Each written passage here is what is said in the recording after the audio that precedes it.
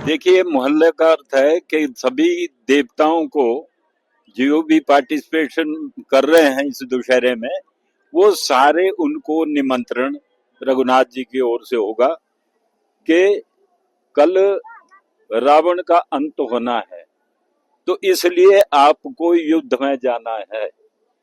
इसीलिए इस रात को मोहल्ला कहते हैं। और फिर आज भगवान साएं पूजा से पहले, शयन से पहले जो जो ये चीज है कि अपना रावण की तैयारी, उसके लिए दुर्गा पूजा करते हैं।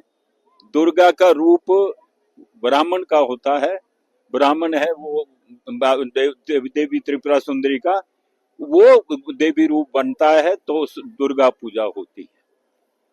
और मेरे हाथों द्वारा वो पूजा की जाएगी और निमंत्रण चला गया है। अब कल रावण का अंत होना है, इतना ही रिचुअल रह गया है। तो ये आज की जो जरेब होती है, ये कोई भी ज्वाइन कर सकता है। तो इसलिए सारे इलाके से रहले के लोग थे और दूसरी जगह के लोग हैं। व्यक्ति विशेष को आज कोई निमंत्रण नहीं होता। साथ सारे इकट्ठे होकर ये लंका यात्रा कल होगी। फिर तो कल सुबह तो पूजा ऐसे होता है, होता ही है। जब बड़ी पूजा के बाद फिर तैयारी होती है कि लंका दहन की। और लंका दहन जो अपनी ब्यासा नदी है, इसके तट पर ही होता है लगभग। पहले तो तट था, अब तो वहाँ वादी है। बहुत लगता है कि हम कहीं बीच में ही कहीं कर रहे हैं। तो वहाँ रथ रुकता है रघुनाथ जी का, जो ऊपर के ग्राउंड में। और फिर हम तरकस से जब रघुनाथ जी के तीर निकालते हैं और उन तीरों को मैं लेकर जाता हूँ। और फिर एक व्यक्ति विशेष जाकर मेरे से भी वो तीर ले जाएगा।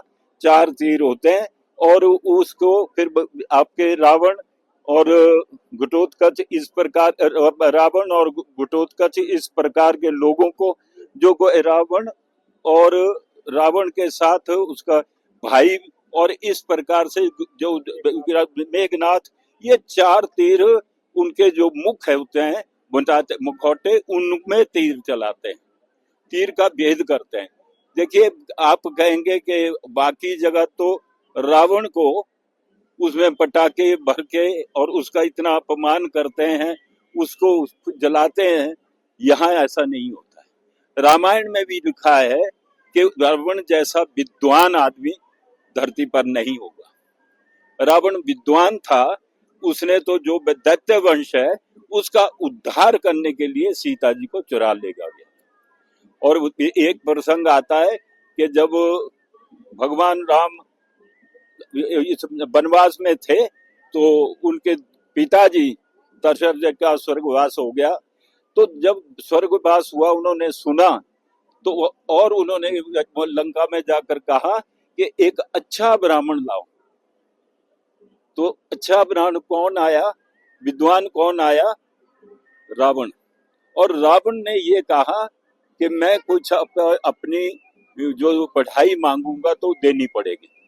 तो रघुनाथ जी ने कहा था कि सीता के अतिरिक्त तुम कुछ भी मांग लो, आप विद्वान हैं, आप सब कुछ समझते हैं और मैं दे दूं।